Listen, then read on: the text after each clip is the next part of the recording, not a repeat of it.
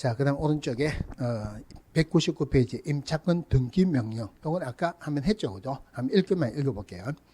자, 임대차가 끝난 후 보증금을 반환받지 못한 임차인은 임차주택의 소재지를 관할하는 지방법원 지원 또는 시군법원에 임차권 등기 명령을 신청할 수 있다. 하나 봐야 되는 게 임대차 기간 중에는 임차권 등기 명령 신청할 수 없죠. 임대차가 끝나고 난 뒤에 보증금을 전액 반환받지 못한 경우에 임차권 등기 명령 신청할 수 있다. 그 다음에 임차인은 임차권 등기 명령 집행에 따라 임차권 등기를 마치면 대항력과 우선 변경을 체득한다 하는 말은 등기가 되면은 그날입니까? 그 다음 날입니까? 아까 제일 처음에 등기가 없으면은 주민등록하고 물건 인도한 다음 날이죠. 등기가 되면은 등기된 날 체득합니다. 다만 임차인이 임차권 등기 이전에 이미 대항력이나 우선 변경을 취득한 경우에는 그 대항력이나 우선 변경은 그대로 유지되고 임차권 등기 이후에는 대항력을 상실하더라도 이미 취득한 대항력이나 우선 변경을 상실하지 않는다. 이사 가더라도 그대로 대항력은 그리고 우선 변경은 그대로 유지가 된다 이 말이죠. 사망에 임차권 등기 명령 집행에 따른 임차권 등기가 끝난 주택은 그 이후에 임차인은 최우선 변제 받을 권리가 없다. 이것도 아까 했고. 그 다음에 4항에 5항에 임차인은 임차권 등기 명령의 신청과 그에 따른 임차권 등기와 관련해서 든 비용을 임대인에게 청구할 수 있다. 돈을 안 주가지고 임차권 등기 명령 신청했죠. 당신 때문에 했으니까 들은 거 돈 내놔라 이 말이에요. 자, 그 다음에 7항에 지문에 한번 나온 건데 임대인이 임대차 보증의 반환 의무가 임차인의 임차권 등기 말소 의무보다 먼저 이행되어야 될 의무다. 그럼 보증금을 안 줘가지고 임차권 등기 명령 신청했죠, 그죠?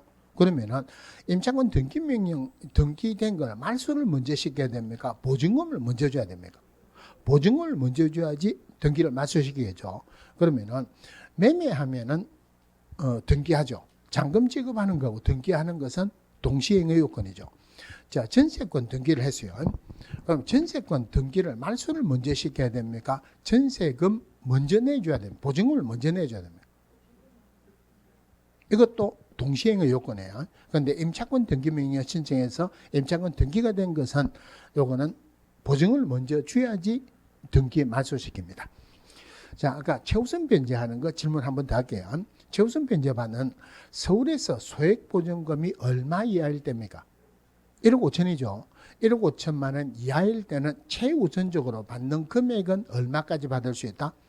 5천만 원 받을 수 있죠. 그러면은 서울에서 친구가 보증금을 1억 4천만 원의 전세 계약을 체결합니다.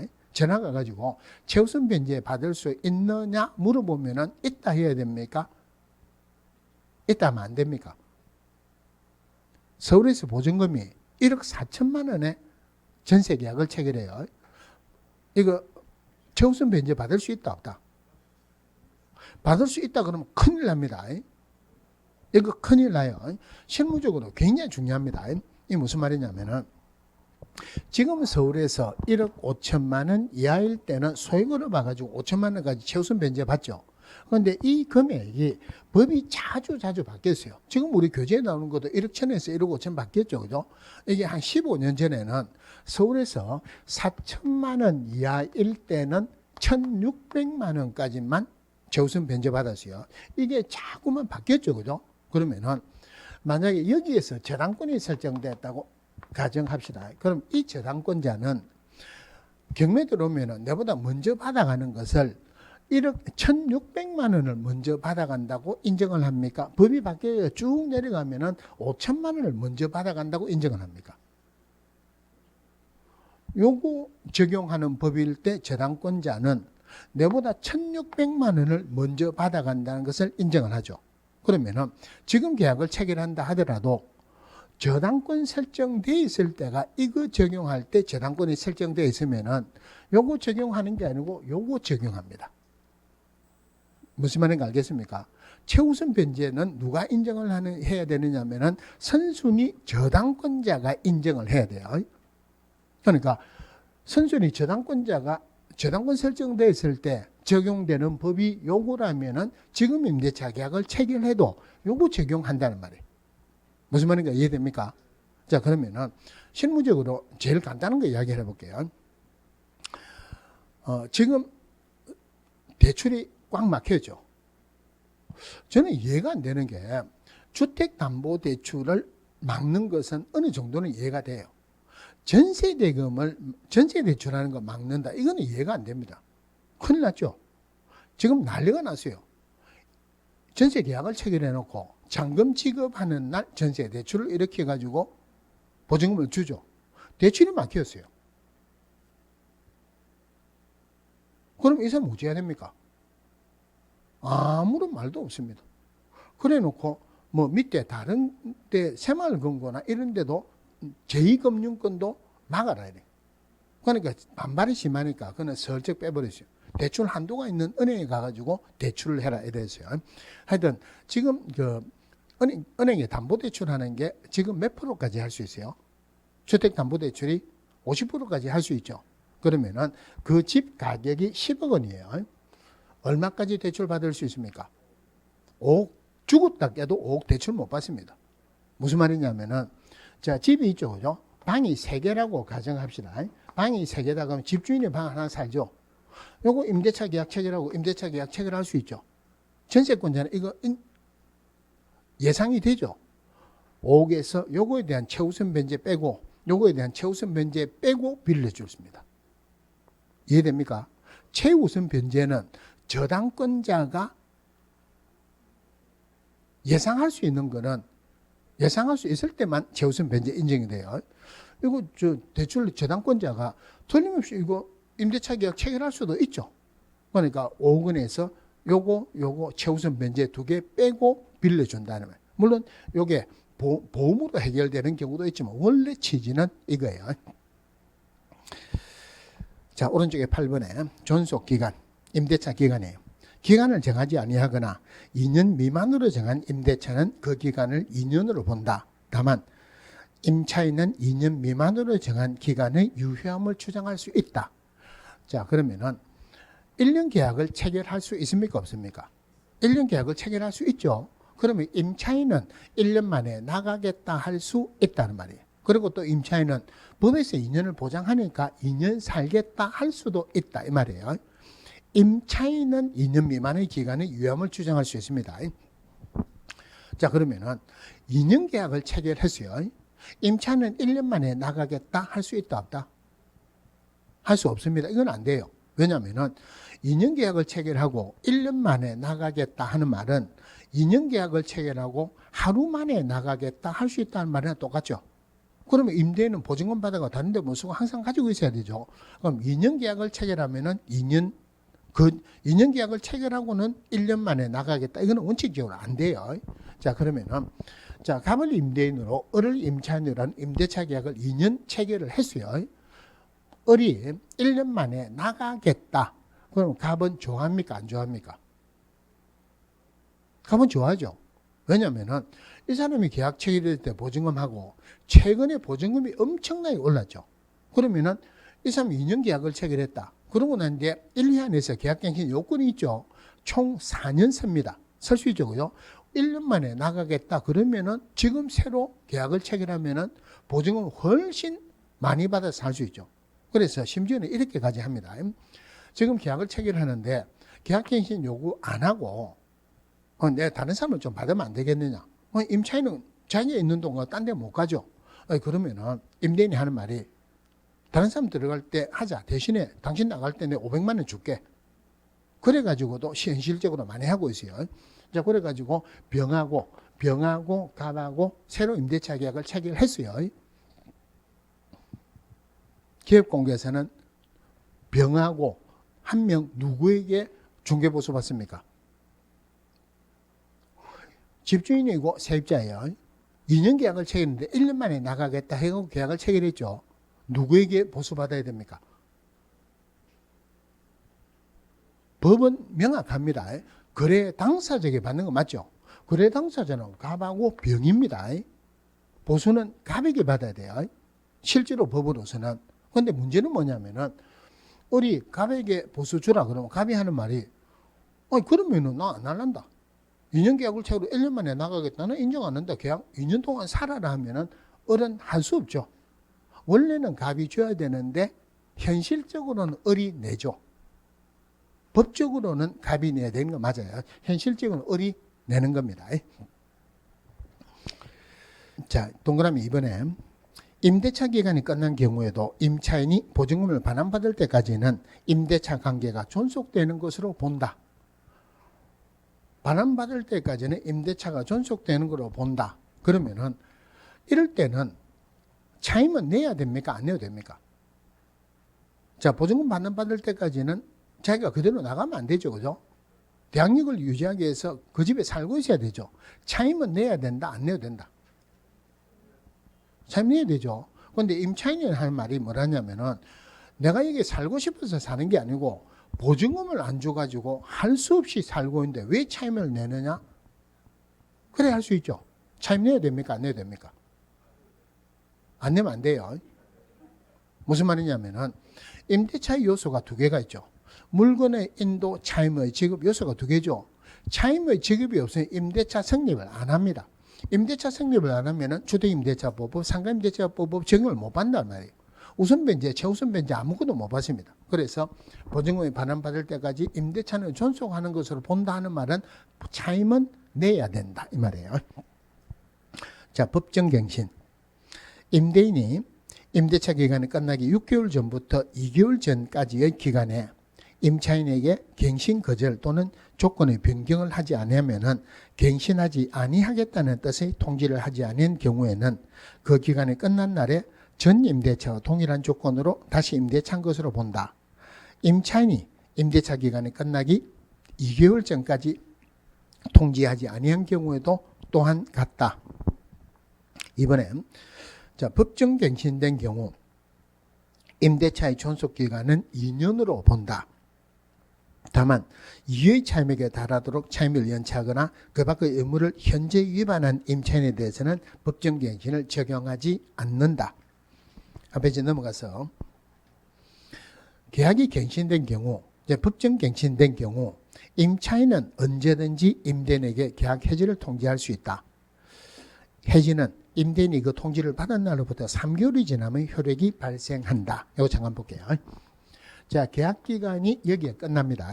그럼 임대인은 계약기간이 끝나기 6개월 전부터 2개월 전 사이에 임차인은 2개월 전에 다른 말이 없으면은 전 임대차와 동일한 조건으로 계약을 체결한 것으로 본다. 법정갱신이죠. 이때 기간은 묵시적인 갱신이에요. 묵시적인 갱신 2년으로 본다는 말이에요. 자, 근데 문제는 임차인이 나가야 돼요. 나 이제 끝나고 나면 계약 안 할 겁니다 하고 말을 해야 되죠. 근데 임차인이 지금 바쁘죠. 집에 들어오면 늘 12시입니다. 12시 넘어가고 집주인에게 전화해가지고 내 계약 안 할 겁니다 하기는 그렇죠. 그죠? 근데 말 안 하면은 2년 계약을 하는 겁니다. 자, 2개월 되기 마지막 주 일요일이에요. 일요일 날, 요번에 일 없으니까 이 날짜는 집주인에 가가지고 이제 계약 기간이 끝나고 나면은 계약 안 할 겁니다 말을 해야 되겠다고 생각을 했는데 일요일날 새벽에 친구한테 전화가 왔어요. 저기서 일하면 일당 3배 준다는데 일하러 갈래? 물어봅니다. 그러면은 일당 3배 받고 일을 하러 가야 됩니까? 오늘 내 집주인하고 할 말이 있어서 일 못한다 이래야 됩니까? 3배 받고 일하러 가야 되죠. 이때까지 말을 안 했어요. 말을 안 했다 그러면은 묵시적인 갱신으로 2년 계약을 체결하죠. 그죠? 그러면은 여기서 말을 하면은 집주인은 여기까지 보증금을 준비를 해야 되죠. 말 안 하면 2년 계약을 체결한 거니까 보증금을 준비할 필요가 없죠. 이 사람은 나가야 돼요. 그러면은 2년 계약을 체결했다. 임차인을 위한 법이죠. 그럼 이 묵시적인 갱신했을 때는 임차인은 언제든지 나간다 할 수 있습니까? 임대인은 언제든지 나가라 할 수 있습니까? 임차인은 언제든지 나간다 할 수 있다. 그죠? 그럼 다른 말로 임차인은 언제든지 계약 해지를 통보할 수 있다. 그러면은 원래는 이 사람은 지금 여기에서는 2년 계약을 체결했으니까 보증금을 지금 구할 필요가 없죠. 나간다면 보증금을 구해야 되죠. 보증금을 구하는 기간을 3개월로 본다는 말. 보증금을 구하는 기간을 3개월로 본다 하는 말은 정확하게 표현하면은 임차인이 통보한 날로부터 3개월이 지나면 효력이 발생한다. 임대인이 통보받은 날로부터 3개월이 지나면 효력이 발생한다. 보증금을 구하는 시간이니까 임대인이 통보를 받은 날로부터 3개월이 지나면 효력이 발생한다. 자, 3번에 계약갱신 요구. 임대인은 임차인이 임대차 기간이 끝나기 6개월 전부터 2개월 전 사이의 기간에 계약갱신을 요구할 경우 정당한 사유 없이 거절하지 못한다. 다만 다음의 어느 하나에 해당하는 경우는 그러하지 아니하다. 다 볼 필요가 없고 1번 임차인이 2개의 차임액에 해당하는 금액에 이르도록 차임을 연체했다. 계약갱신 요구를 거절할 수 있죠. 상가에서는 몇 기? 3기입니다. 그 다음에 미음에 보시면은 미음에 임차인이 주선한 주택의 임차인이 임차주택의 전부 또는 일부를 고의나 중대한 과실로 파손했을 때 경미한 과실은 안 들어갑니다. 고의나 과실 이러면 안 되죠. 고의나 중대한 과실이에요. 자, 그 다음에 쭉 내려가면 2형의 마지막에 임대인, 직계 존 비속을 포함한다 그랬죠. 임대인이 목적주택에 실제 거주하려는 경우 계약갱신 요구를 했는데 내가 직접 집에 들어가서 살겠다. 계약갱신 요구를 거절할 수 있다 이 말이에요. 자, 그 밑에 2번에 임차인의 계약갱신 요건은 1회 안에서 행사할 수 있다. 이 경우 갱신되는 임대차의 존속기간은 2년으로 봅니다. 그 다음에 갱신되는 임대차는 전 임대차와 동일한 조건으로 다시 계약된 것으로 본다. 하지만 차임과 보증금은 정감할 수 있다. 얼마 이내에서 정의할 수 있다? 5% 범위 내에서. 자, 갱신되는 임대차의 해지에 관해서는 묵시적인 갱신의 내용을 준용한다. 아까 묵시적인 갱신할 때 2년이죠. 그죠? 임차인은 언제든지 계약 해지를 통보할 수 있죠. 임대인이 통보받은 날부터 3개월이 지나면 효력이 발생한다. 그런데 계약갱신 요구에 의해 가지고 갱신되더라도 그 내용은 똑같이 적용한다는 말이에요. 자, 5번에 임대인이 직접 거주 목적으로 갱신을 거절하였음에도 불구하고 갱신 요구가 거절되지 아니하였더라면 갱신되었을 기간이 만료되기 전에 정당한 사유 없이 제3자에게 목적주택을 임대한 경우 임대인은 갱신 거절로 인한 임차인이 입은 손해를 배상해야 된다.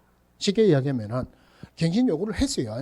그런데 임대인이 내가 들어가서 살겠다 해가지고 계약갱신 요구를 거절했습니다. 그래 놓고 자기가 안 들어가고 다른 사람이 들어갔다. 그러면 임차인이 손해가 발생했어요. 그 손해배상할 책임이 있다. 그럼 손해를 얼마만큼 배상해야 되느냐? 동그라미 6번에 손해배상액은 거절 당시 당사자 간의 손해배상의 예정에 관한 합의가 이루어지지 않는 한 다음 금액 중 큰 것으로 한다. 자, 오른쪽에 기억에 갱신 거절 당시 월 차임 가로 열고 차임 위에 보증금이 있는 경우는 보증금을 월 차임으로 전환한 금액을 포함한다. 아까 보증금을 좀 이따 월 차임으로 전환한 비율이 있어요. 그래가지고 차임으로 전환을 해놓고 그 월 차임의 3개월치에 해당하는 금액입니다. 차임은 몇 개월치? 3개월치.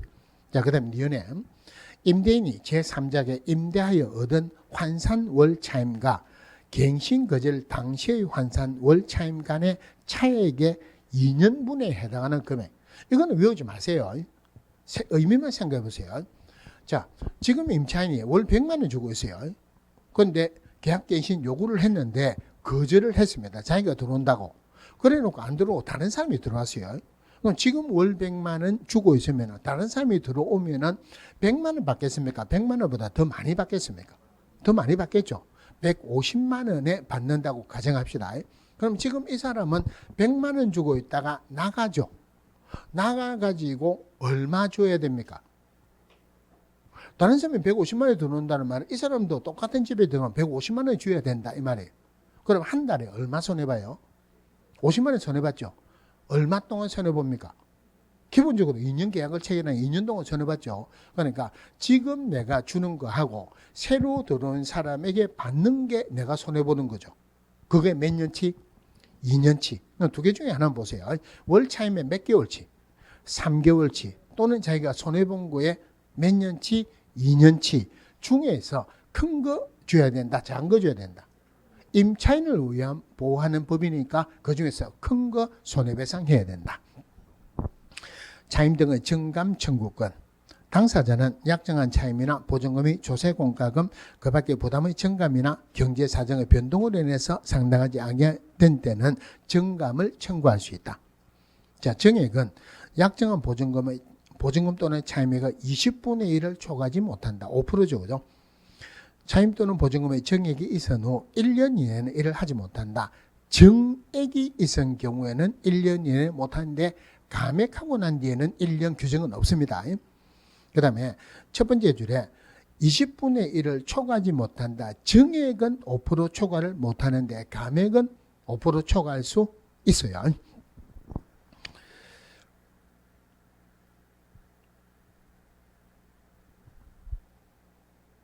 자, 그 다음에 동그라미 5번 해볼게요. 보증금의 전부 또는 일부를 월 단위 차임으로 전환하는 경우 그 전환되는 금액에 다음 중 낮은 비율을 곱한 월 차임의 범위를 초과할 수 없다. 자, 연 1할 또는 한국은행에서 공시한 기준금리 2%를 더한 비율. 자, 여기 왜 생기느냐 하면은 옛날에는 이자율이 높았죠. 그죠? 보증금을 많이 받으려고 그래요. 근데 지금은 보증금 많이 받아가지고 은행에 넣어놔봤자 이자가 없죠. 그냥 월세를 많이 받으려한다. 그런데 집주인이 월세를 많이 받으려 한다 하는 말은 월세를 많이 주면은 임차인은 이익입니까? 손해입니까?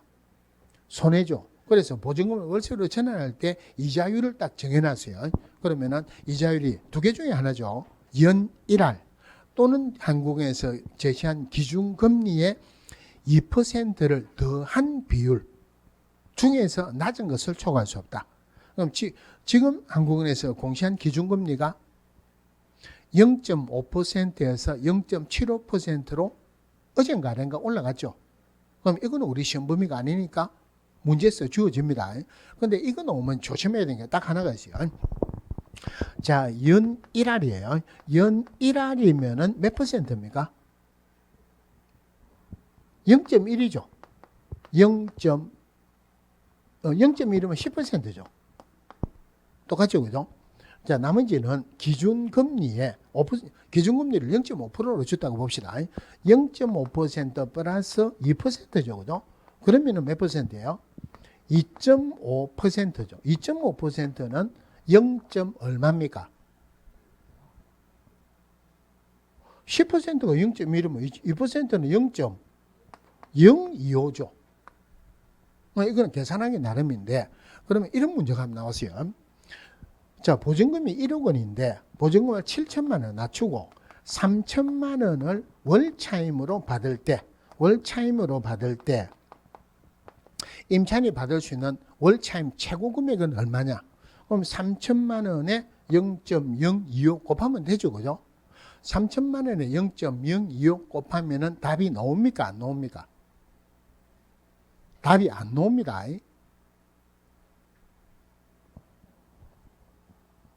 3천만 원에 0.025 하면 얼마예요? 한번 계산해 보세요.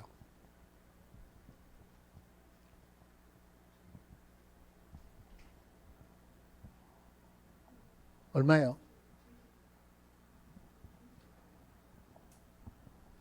하여튼 이 금액이 생각보다 커요.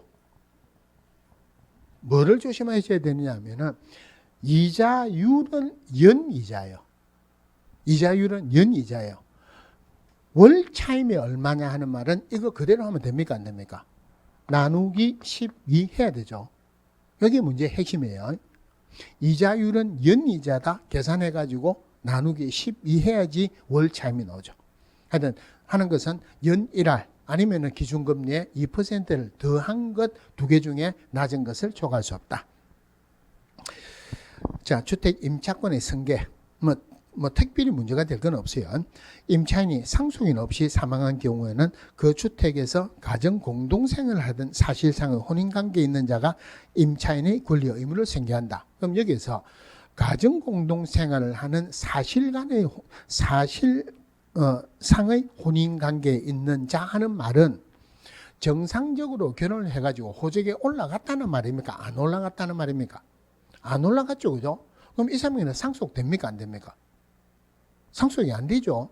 그러면은 그 임차인이 사망을 했어요. 그러면 그 사실상 혼인관계에 있는 자는 빈털터리로 나가야 되죠.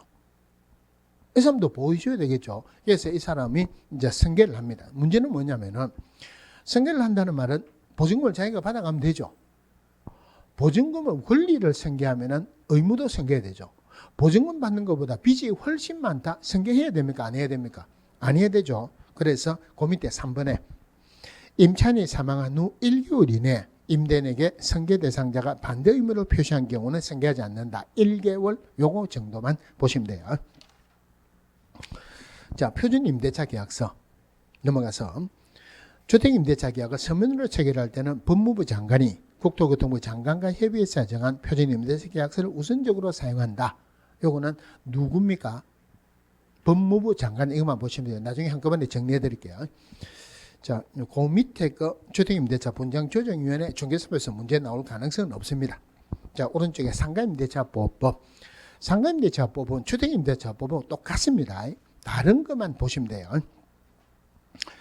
자, 이 법은 사업자 등록의 대상이 되는 상가 건물의 임대차에 대해서 적용한다. 사업자 등록의 대상이 된다. 그러면은 사업자 등록의 대상이 안 되는 것은 적용이 안 돼요. 교회 건물, 종친회 건물, 동창회 건물 적용이 안 되죠. 그죠? 자, 그러면서 뭐라고 되어 있냐면은, 전체에, 아까 주택임대차 할 때 일부를 주거 외의 목적으로 쓰는 경우도 적용한다 그랬죠. 여기도 마찬가지예요. 여기 공장이에요. 사업자 등록의 대상이 되는 영업용 시설에 하는데 실제는 공장인데 생산은 요만큼 하고 나머지는 사업자 등록을 주로 영업용으로 한다. 이것도 적용을 한다는 말이에요. 그러면은 아까 법인은 주택임대차법 적용하는 일부 법인만 있죠. 여기는 법인도 적용을 합니다. 사업자 등록의 대상이 되면 적용을 합니다. 자, 근데 동그라미 이번에 다음에 정하는 월차임 환산보증 금액, 즉 보증금 플러스 월차임 곱하기 100으로 한다. 범위 내에서 임대차의 경우에는 동법 전부가 적용된다. 그럼 쉽게 이야기하면은 상가임대차 법에서 보증금이 1억 원이고 월세가 100만 원이다 하면 100만 원에 곱하기 100 해가지고 전체를 2억 원으로 본다는 말이에요. 이해됩니까? 자, 그러면은 우리 주택임대차 보법에서 아까 소액보증금 할 때 서울에서 얼마 했습니까? 1억 5천만 원일 때 소액으로 보죠. 주택임대차 보법에서 보증금이 1억 원이에요. 월세 100만 원 주고 있습니다. 주택임대차 보법의 소액임차인으로 봅니까? 안 봅니까? 주택임대차 보법에서 서울에서 보증금이 1억 원, 월세가 100만 원. 소액보증금으로 본다 안 본다? 소액임차인이 맞아요. 주택임대차 보법에서는 환산보증금 적용하는 규정이 없습니다. 그럼 이거는 의미를 잘 보세요. 자, 서울에서 보증금이 1억 원이에요. 월세가 100만 원입니다. 월세가 100만 원이에요. 경매 들어오면은 1억 원이 이제 날라갑니까? 환산보증금 2억 원이 날라갑니까? 1억 원이 날라가죠. 그러니까 주택임대차 보법에서는 이거 환산보증금 적용 안 합니다. 그런데 소액일 때 환산보증금으로 적용하는 거는 말이 안 되죠. 그죠? 말이 안 되는데 상가임대차 보법에서는 이 법을 적용하든지 안 하든지 소액으로 하는 것도 전부 다 환산보증금 적용을 합니다. 이거는 상가에서 환산보증금을 적용하고 소액으로 보는 것은 법이 잘못됐다고 봐야 돼요. 이 법이 잘못됐다고 어디 굉장히 민법에서 유명한 사람이 있어요. 국토교통부의 고위정책반에서 민법 강의하는 사람한테 상가임대차 법 잘못된 것입니다. 그러니까 이런 지하로 무슨 소리 하느냐. 언제부터 있던 법인데 법이 잘못된 게 있을 수가 없대요. 요 이야기를 하니까 그렇네. 요거는 돼 있는 거 아니죠. 이건 잘못됐네. 국토교통부 가면 이야기를 한번 해봐야 되겠다 하더라고요. 하든지 말든지 그거는 우리하고 상관이 없고 하여튼 환산보증금은 상가에서는 다 적용을 해요. 자, 그러면은 상가에서는 상가임대차 보법도 임차인을 위한 법이죠. 돈 없는 임차인을 위한 법이죠. 그런데 서울에서 보증금이 10억이라 합시다. 보증금이 10억이다. 임차인인데 돈 있는 임차인입니까? 돈 없는 임차인입니까? 이 사람은 돈 없는 임차인이라고 볼 수가 없죠. 그래서 상가에서는, 주택에서는 이런 규정이 없는데 상가임대차에서는 적용되는 보증금이 정해져 있어요. 그 정해진 게 그 표 그 밑에 있는 쪽에. 서울에서는 9억 원 이하일 때만 적용합니다. 9억 원 초과하면 이 법을 적용을 안 합니다. 수도권 중 과밀 억제권요. 그리고 부산시는 6억 9천. 그 다음에 광역시는 5억 4천. 그 밖의 지역은 3억 7천이에요. 적어도 서울특별시하고 9억. 과밀 억제권역하고 부산은 6억 9천. 요거 정도는 기억을 하세요. 이거보다 초과하면은 상가임대차법 적용을 안 하죠. 그죠? 자, 적용을 안 하는데 그 뒤에 굉장히 중요한 것이요. 한 페이지 넘어가시면은 월차임을 초과하는 임대차의 경우에 적용되는 부분이 있습니다. 여기 문제가 나오면은 많이 어려워요. 이거는 별도로 기억을 하셔야 돼요. 첫 번째가 대항력. 서울에서 10억 이내 하더라도 대항력 하는 부분은 적용을 합니다. 계약갱신 요구권. 나중에 10년 동안 계약갱신 요건이 있죠. 이거 적용합니다. 그 다음에 계약갱신 요구권 예고에 따라서 전 임대차와 동일한 조건으로 계약을 체결한 것으로 본다. 이것도 적용하고 권리금도 적용합니다. 3기 연체 시 계약 해지권, 계약갱신 요구권 해지권 적용을 하고 표준계약서 이것도 적용을 해요. 우선변제권 이런 거 적용합니까 안 합니까? 여기에 있는 거 말고는 적용을 안 한다는 말이에요. 그래서 이 문제가 너무 어려우니까 요거는 꼭 별도로 기억을 하셔야 돼요. 자, 오른쪽에 전차인하고 적용되는 게 계약갱신 요구권. 상가에서는 계약갱신 요구권 10년 동안 계약갱신 요건이죠. 그죠? 전차인도 임대인의 동의를 받아서 전대차 할 수 있죠. 전차인도 10년 범위 내에서만 임차인을 대위해가지고 임대인에게 계약갱신 요구를 할 수 있어요. 그러니까 원래 임대차 계약을 체결할 때 체결했어요. 5년 동안 서다가 전대차 계약을 체결했습니다. 그럼 전차인은 몇 년 동안 계약갱신 요구할 수 있다? 나머지 5년만. 하여튼 전체로 10년만 본다는 말이에요. 자, 정액 청구하는 거 마찬가지로 5%죠. 대항력 똑같습니다. 그런데 대항력 1번에 임대차는 그 등기가 없는 경우에도 임차인이 건물의 인도와 사업자 등록을 신청한 때 그 다음 날부터 3자에게 효력이 생긴다. 아까 주택에서는 물건 인도받고 주민 등록하면은 그 다음 날이죠. 여기는 물건 인도받고 사업자 등록 신청하면은 그 다음 날부터 효력이 생깁니다. 이번에 똑같고 우선 변제권 똑같은데 우선 변제권을 생기기 위해서는 확정일자를 받아야 되죠. 주택에서는 확정일자는 동사무소나 등기소나 공제인 사무소, 상가에서는 어디에서? 세무서장이에요. 이거 중개사법에서 틀리게 한 두세 번 나왔어요. 상가에서는 세무서장이 받습니다. 금융기관 등 우선 변제권 주택하고 똑같습니다.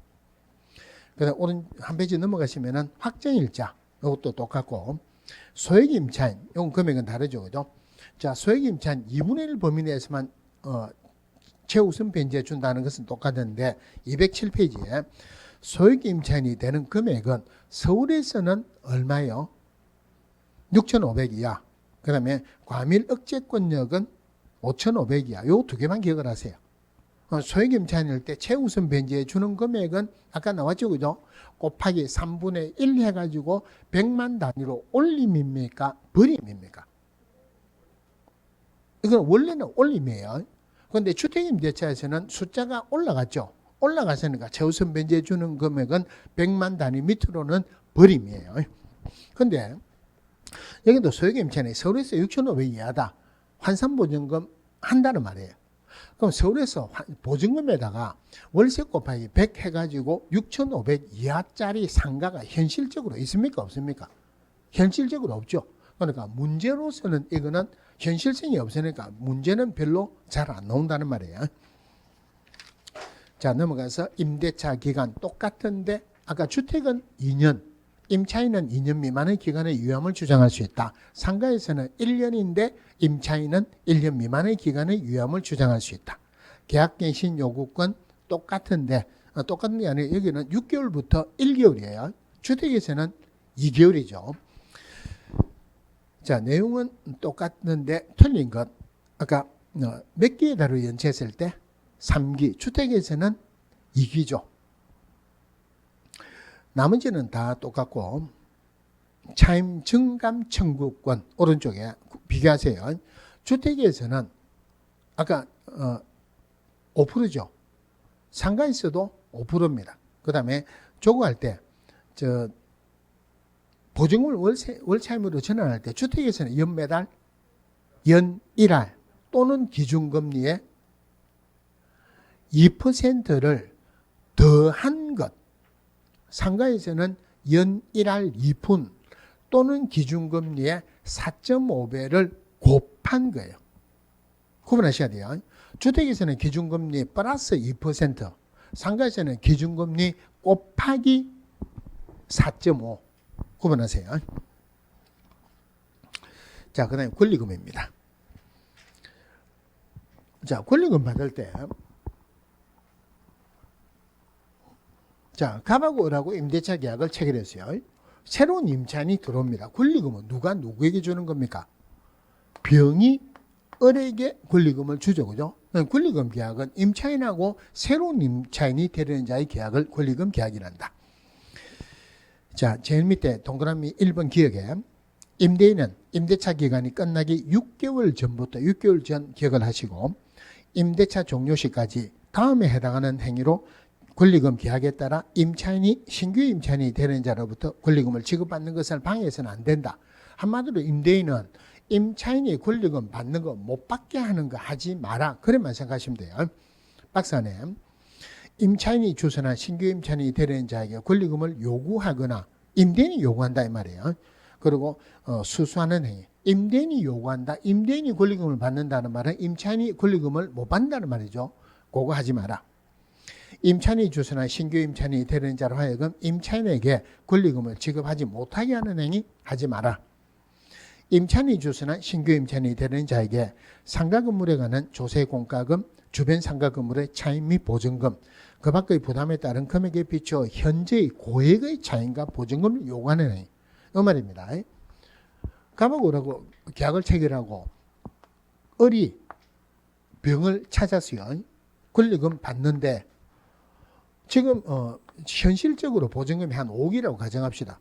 그런데 갑이 병에게 보증금 50억 내라. 그럼 을은 계약 체결 합니까? 안 합니까? 안 하겠죠. 계약 체결 안 하면은 권리금 못 받죠. 계약을 체결 못 하도록 현저하게 높게 보증금이나 차임을 받는 것. 자, 이거 하지 마라. 자, 그 다음에 니은에 임대인이 위 규정을 위반해서 임차인에게 손해를 발생하게 한 때는 그 손해를 배상할 책임이 있다. 이 경우 디귿 먼저 볼게요. 임대인에게 손해배상 청구할 권리는 임대차 기간이 종료한 날부터 3년 이내 행사하지 않으면 시효 완성으로 소멸한다. 3년 중요한 숫자입니다. 시효제도가 제하고 공부하면서 딱 2개가 나와요. 공인중개사법에서 업무정지 사유가 발생한 날로부터 3년 경과하면 업무정지 처분할 수 없다 그랬죠. 상가임대차 보법에서 임차인이 권리금 때문에 손해가 발생했다. 임대인에게 계약기간이 끝난 날로부터 몇 년 이내에 손해배상 청구한다. 3년. 시효제도 딱 2번 나와요. 자, 위에 니은에 임대인이 위 규정을 위반해서 임차인에게 손해를 발생하게 한 때는 손해를 배상할 책임이 있다. 이 경우 그 손해배상액은 신규 임차인이 임차인에게 지급하기로 한 권리금과 임대차 종료 당시의 권리금 중 낮은 금액을 넘지 못한다. 이 말은 이거예요. 을이 병에게 권리금 받는 금액이 있죠. 얼마라고 지급한 거 이거하고 현실적으로 형성되는 권리금 2개 중에서 큰 거 작은 거, 작은 거 초과하지 못한다. 자, 권리금 보호 제한에서 니은에 다음의 경우는 임대차 계약을 거절할 수 있다. 자, 다른 거 뭐 별 의미가 없고 시해 볼게요. 임대차 목적물인 상가 건물을 1년 6개월 이상 영리 목적으로 사용하지 아니한 경우, 자, 이럴 때는 신규 임차인이 되는 자하고 계약을 거절할 수 있다. 1년 6개월 기억을 하세요. 그런데 문제는 1년 6개월은 임대인이 사용을 안 한 겁니까? 임차인이 사용을 안 한 겁니까? 임차인이죠. 그런데 임대차 기간은 몇 년 체결합니까? 1년이죠. 1년 계약을 체결하는데 임차인이 1년 6개월 동안 사용을 안 한다? 말이 됩니까? 안 됩니까? 말이 안 되죠. 이 1년 6개월 사용을 안 하는 것은 임대인이 사용을 안 하는 거예요. 법무부에서 유권 해석 나온 거예요. 그럼 이거는 임대인을 보호하기 위한 규정입니다. 무슨 말이냐면은 권리금은 주기는 줘야 되죠. 임대인이 임차인에게 권리금 받는 거 보장해 줘야 되죠. 그런데 임차인이 진짜 임대인 말 안 듣고 골치 아프고 이 사람 없었으면 좋겠다. 임대인이 생각하기로 내가 손해를 보더라도 이 사람 돈 버는 거는 못 보겠다는 경우가 있죠. 임차인이 하는 말이 내 1년 6개월 동안 이거 영리 목적으로 사용을 안 하겠다 손해보죠. 대신에 네 권리금 못 받게 한다는 말. 1년 6개월 동안 사용 안 한다. 임대인이 사용을 안 하는 거예요. 임차인이 아니고. 권리금 적용 제외. 문제가 나오는 건 아닙니다. 대규모 점포나 준대규모 점포 그리고 국유재산이나 공유재산은 권리금 적용을 안 합니다. 표준권리금 계약서 국토교통부 장관이죠. 자, 상가건물 임대차 표준계약서 법무부 장관입니다. 좀 이따 정리해 드릴게요. 차임 연체와 해지 3개월 달을 연체하면 계약을 해지할 수 있다. 자, 나머지는 똑같고 그러면은 여기서 아까 표준 임대차 계약서 주택 임대차 계약서 나와있죠. 표준 상가 건물 임대차 계약서 나옵니다. 표준 권리금 계약서 나와요.